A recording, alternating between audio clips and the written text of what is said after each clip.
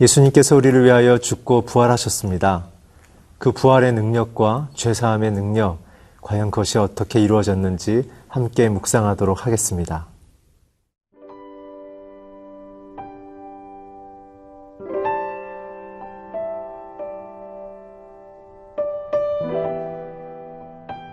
히브리서 9장 1절에서 10절 말씀입니다. 첫 언약에도 섬기는 예법과 세상에 속한 성소가 있더라. 예비한 첫 장막이 있고 그 안에 등잔대와 상과 진설병이 있으니 이는 성소라 일컫고, 또 둘째 휘장 뒤에 있는 장막을 지성소라 일컫나니 금 향로와 사면을 금으로 싼 언약궤가 있고 그 안에 만나를 담은 금 항아리와 아론의 쌍난 지팡이와 언약의 돌판들이 있고 그 위에 속죄소를 덮는 영광의 그룹들이 있으니 이것들에 관하여는 이제 낱낱이 말할 수 없노라.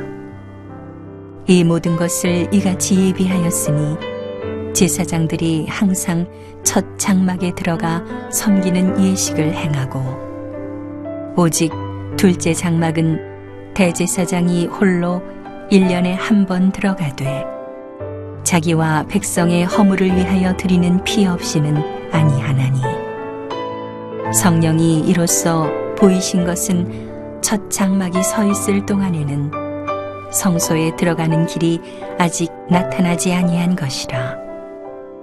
이 장막은 현재까지의 비유니 이에 따라 드리는 예물과 제사는 섬기는 자를 그 양심상 온전하게 할 수 없나니, 이런 것은 먹고 마시는 것과 여러 가지 씻는 것과 함께 육체의 율법일 뿐이며 개혁할 때까지 맡겨둔 것이니라.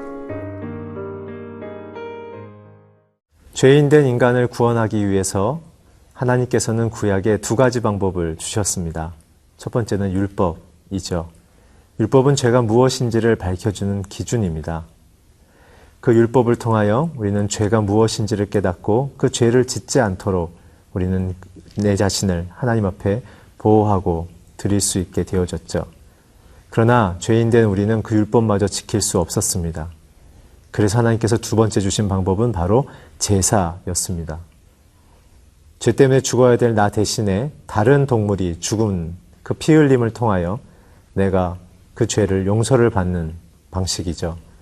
오늘 본문은 계속적으로 반복되어졌던 그 제사가 드려졌던 성막을 표현하고 있습니다. 그 성막을 통하여 우리의 불완전한 인생, 죄로 말미암아 죽을 수밖에 없는 인생이 예수 그리스도로 말미암아 단번에 용서되어지는 놀라운 죄사함의 은혜를 오늘 고백하게 되는 것입니다. 오늘 1절과 2절을 함께 읽겠습니다. 첫 언약에도 섬기는 예법과 세상에 속한 성소가 있더라. 예비한 첫 장막이 있고 그 안에 등잔대와 상과 진설병이 있고 이는 성소라 일컫고. 성막은 이런 모양으로 되어져 있습니다. 외벽에 흰 천으로 가로 50m, 세로 25m, 동쪽으로 문이 나와 있는 구조죠. 그 문의 크기는 10m 정도 됐습니다. 그 문은 흰색 천과는 대비적으로 흰색, 자색, 홍색, 청색 실로 화려하게 문양이 되어져 있는데 그 문의 상징은 바로 예수 그리스도를 뜻합니다. 특별히 동쪽으로 열려져 있는 이유는 떠오르는 태양, 말라기 선지자가 얘기한 것처럼 정오에 떠오르는 태양이 너를 치료하는 광선으로 비출 것이다. 그것이 바로 우리의 영혼에 대한 자유를 선포하는 메시지인 것이죠. 또한 수고하고 무거운 짐진 자들아 다 내게로 오라 말씀하신 예수님의 무한정의 인생을 향한 초대, 아무나 다 들어올 수 있는 큰 문을 표현하고 있습니다. 또한 요한복음 10장 10절에 나는 양의 문이다 라고 말씀하셨던 예수님의 모습을 볼 수 있습니다. 그 문을 통과하게 되면 우리는 등잔대와 상과 진설병이 있는 성소를 만나게 되는데요. 등대는 무엇입니까? 정금으로 만들고 올리브유를 태우죠. 이것은 바로 예수님이 세상의 빛이라는 표현입니다. 그리고 떡상이 있는데요. 이것은 바로 예수님이 우리의 영원한 생명의 떡이라는 상징이 되어집니다. 그리고 그 성소를 지나면 지성소 안으로 들어가게 되는데요. 4절을 함께 읽겠습니다. 금향로와 사면을 금으로 싼 언약궤가 있고 그 안에 만나를 담은 금항아리와 아론의 쌍난 지팡이와 언약의 돌판들이 있고 그 안에 담겨져 있는 것은 무엇을 뜻합니까? 바로 지성소는 하나님의 깊은 임재를 상징하죠. 죄가 있는 자들이 그곳에 들어가면 하나님의 영광을 보고 죽었던 자리입니다. 그래서 대제사장도 일주일 동안 금식하며 자기 죄를 고백하고 자기 몸을 줄로 묶은 후에 오직 1년에 단 한 번만 들어가던 그러한 하나님의 거룩한 임재가 있었던 장소였습니다. 그곳에 있었던 물건들을 보면 금향로를 보면 그것은 바로 성도와 그리스도 그 하나님과 백성 간의 기도를 소통을 뜻하는 그러한 하나님의 예배의 도구가 있죠. 그래서 그 금향로에 연기가 올라가는 것을 보며 하나님이 우리의 기도를 받았다라는 사인을 보고도 했습니다. 언약궤가 있는데 그 언약궤는 하나님의 말씀이라는 뜻입니다. 그 언약궤 안에는 만나를 담은 금항아리가 있었죠. 그것은 바로 생명의 양식을 뜻합니다. 아론의 지팡이, 그것은 부활이죠. 돌판, 그것은 바로 하나님의 변함없는 약속을 뜻합니다. 오늘 이스라엘의 자기의 역사 속에 이렇게 만나주신 하나님을 기억하며 그분의 살아계심의 임재와 다스리심과 능력과 왕대심을 고백하는 장소가 바로 지성소였습니다. 또한 그 지성소 앞에 서면 우리는 거룩한 하나님을 만날 수 없는 죄인임을 고백하는 장소였죠. 오늘 그렇기 때문에 죄인들은 그 하나님 앞에 나아가는 이 방법이 쉽지 않았던 것을 보게 되어집니다.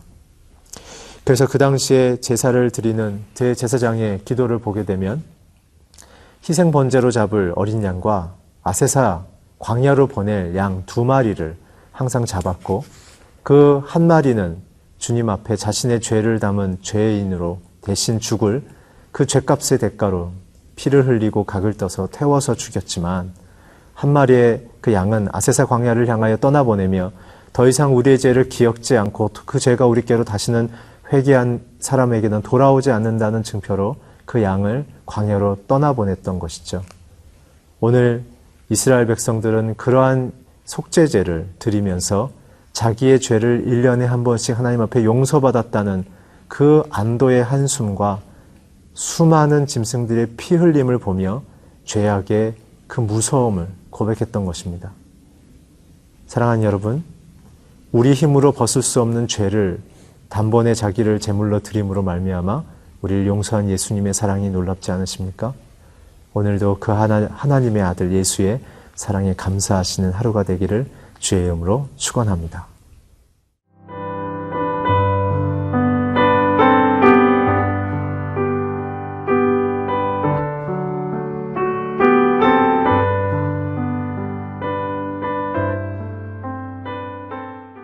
자신의 죄를 위하여 죽은 수많은 짐승들의 그 희생들을 통해 구약의 사람들은 하나님께 죄의 용서를 받았습니다. 오늘 7절의 말씀을 한번 같이 읽을까요? 오직 둘째 장막은 대제사장이 홀로 1년에 한 번 들어가되 자기와 백성의 허물을 위하여 드리는 피 없이는 아니하나니. 이스라엘 사람들은 1년에 한 번 자기의 죄를 용서받기 위하여 짐승들의 희생을 치렀습니다. 그 수백만이 되는 사람들의 죄를 씻기 위하여 얼마나 많은 짐승들이 죽었을까요? 아마 그 속죄제가 드리는 기간 동안에는 그 이스라엘의 진영 가운데 짐승의 울음소리와 사방으로 흘러나가는 짐승들의 피로 아마 피냄새가 가득하지 않았을까 생각이 듭니다. 생각만 해도 사실 끔찍한 장면들인데요. 그 장면을 묵상하면서 저는 나의 죄가 얼마나 그 피 아니면 그 생명의 죽음의 대가 아니면 용서받을 수 없을 만큼 얼마나 악한 것인가라는 것을 생각해 보게 되어졌습니다. 오늘 그 피가 강처럼 흘러가는 이 죄의 현상 속에 오늘날 현대사회는 죄를 심리적인 현상으로 해석하며 죄를 짓는 것에 대하여 죄책감을 갖는 것에 대해 오히려 위로하며 괜찮다고 얘기하는 시대가 아닌가 생각되어집니다. 오늘 예수님의 보혈의 피는 죄인들을 위해서 필요합니다. 오늘 이 시대에는 더욱더 보혈의 능력을 선언하며 증거하며 우리가 고백해야 될 시대라고 생각합니다. 사회 속에서 하나님으로 여기지 않고 죄에 대해서 죄로 여기지 않는 이 시대 속에 우리는 하나님의 아들 예수의 죽음을 통하여 구원에 대한 감사를 경험하고 사도 바울이 이야기한 것처럼 하나님이 주신 구원의 감격을 너희가 세상 가운데 덕을 통하여 너희가 열매를 맺으라고 얘기했던 것을 기억해 볼 때 우리는 세상 속에 하나님의 아들 예수의 용서를 통하여 우리는 영생도 얻었지만 이 땅 가운데 하나님이 주신 귀한 양심을 갖고 그 양심의 깨끗함을 갖고 이 땅 속에 살아갈 때 빛과 소금으로 살아갈 수 있다는 것입니다. 우리 8절과 9절을 계속 한번 읽어보겠습니다. 성령이 이로써 보이신 것은 첫 장막이 서 있을 동안에는 성소에 들어가는 길이 아직 나타나지 아니한 것이라. 이 장막은 현재까지 비우니 이에 따라 드리는 예물과 제사는 섬기는 자를 그 양심상 온전하게 할 수 없나니. 제사의 목적은 우리의 온전함에 있습니다. 그러나 이 당시에 동물의 희생의 제사는 1년밖에 그 효력이 지속되지 않는 불안한 것이었죠. 오늘 우리가 온전함에 이르고 죄로부터도 자유하기 위해서는 우리가 예수 그리스도의 보혈의 능력을 의지해야 합니다. 사랑하는 성도 여러분, 예수님의 피값은 우리에게 영생을 주려 하는 것과 이 땅에 살아가는 삶 속에서 온전함을 이루어서 선한 양심 가운데 세상에 하나님이 누구이시며 하나님의 능력이 무엇이며 그의 생명이 무엇인지를 증거하기 위한 우리의 인격의 사회적인 태도의 변화에까지 영향을 미치는 완전한 충만한 능력인 것입니다. 오늘 여러분들의 인생 속에 전인격적인 변화와 그리스도의 보혈의 능력으로 새 힘과 새로운 관점과 새로운 도전을 하는 인생이 되기를 주의 이름으로 축원합니다. 기도하겠습니다. 하나님, 죄로부터 벗어날 수 없는 우리를 단번에 드리는 제물로 자신을 바쳐서 우리를 구원해 주심을 감사합니다. 선한 양심 속에 하나님의 영광을 세상에 나타날 수 있는 성도의 삶을 살게 하여 주시옵소서. 예수 그리스도의 이름으로 기도했습니다. 아멘.